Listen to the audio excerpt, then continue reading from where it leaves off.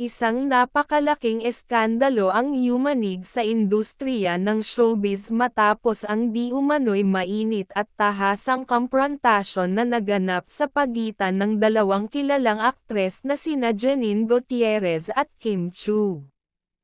Isang gabi na dapat sana'y pan ng ganda, glamour, at saya ang biglang nagkaroon ng masalimuot na pag-ikot ng mga pangyayari. Dahilan upang ang pansin ng lahat ay hindi na sa runway o sa mga designer pieces na katuon kundi sa naging alitan ng dalawang personalidad. Mula sa isang simpleng social gathering na eksklusibong dinaluhan ng mga prominenteng personalidad, naging eksena ito ng tensyon at kapahayagan ng mga hindi inaasahang akusasyon. Sa nasabing okasyon, dumating si Kim Chiu na may ngiting palaban, suot ang isang eleganteng gown na mas lalo pang nagpalutang sa kanyang pagiging prima donna ng ABS-CBN.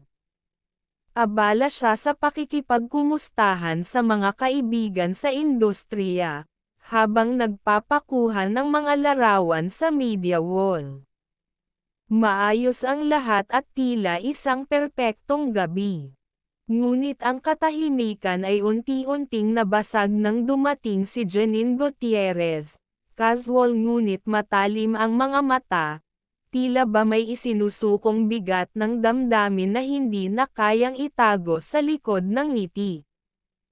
Habang nagpapatuloy ang programa, unti-unting lumapit si Janine sa kinatatayuan ni Kim. Marami ang nakapansin sa biglang pagbago ng kanyang tindig, diretso, tiwala sa sarili, at walang halong kaba.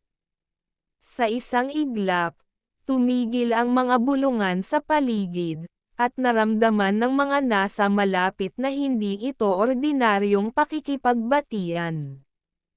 Ang palitan ng tingin ng dalawang babae ay tila pan ng kasaysayan. Hindi lang basta artista ang kaharap ng isa't isa kundi mga taong tila may matagal nang pinipigilang mga saloobin. Mula sa malapitan, napakinggan ng ilan ang malamig at matalim na tinig ni Janine habang binibitawan nito ang kanyang mga salita.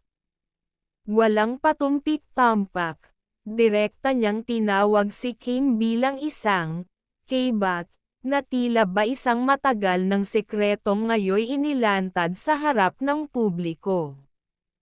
Nabigla ang lahat. Ang mga bisitang kanina'y abala sa kanilang cocktail ay natigilan sa kanilang mga kinatatayuan. Ang ilan ay napapitlag. Ang iba na may hindi na nakapagpigil at dali-daling nagbulungan, habang ang iilan ay tila hindi alam kung paano magre-react sa biglaang pagsabog ng tensyon. Ang pagkabigla sa mukha ni Kim ay hindi maitatago, tila hindi niya inaasahan ang ganitong uri ng eksena, lalo na't wala siyang paghahanda para sa isang pampublikong kahihiyan. Hindi makakibo si Kim sa mga sandaling iyon. Ang kanyang mukha ay nanlamig, ang ngiti ay unti-unting nawala, at ang kanyang paningin ay nagmistulang nawawala sa ulirat. Tila ba hinahanap ng kanyang mga mata ang isang daan palabas sa sitwasyong hindi niya inaakalang mangyayari sa gitna ng maraming mata.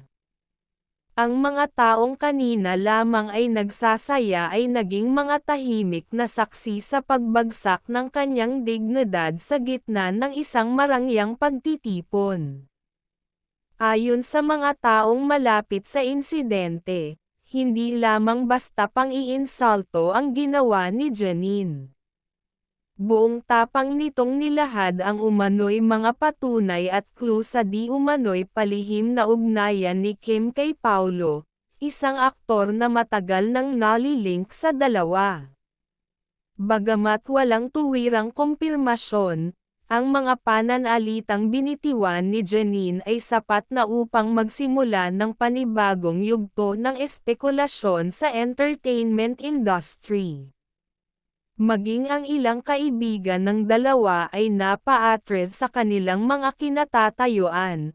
Pilit na nilulunok ang awkwardness ng sitwasyon habang ang ilan ay piniling umiwas na lamang upang hindi madamay sa matinding banggaan ng dalawang sikat na personalidad. Sa kabila ng lahat, nanatiling tikom ang bibig ni Kim.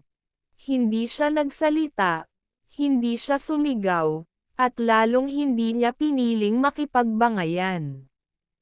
Ngunit sa kanyang katahimikan ay lumutang ang bigat ng kanyang damdamin, isang uri ng pananahimik na mas malakas pa sa sigaw.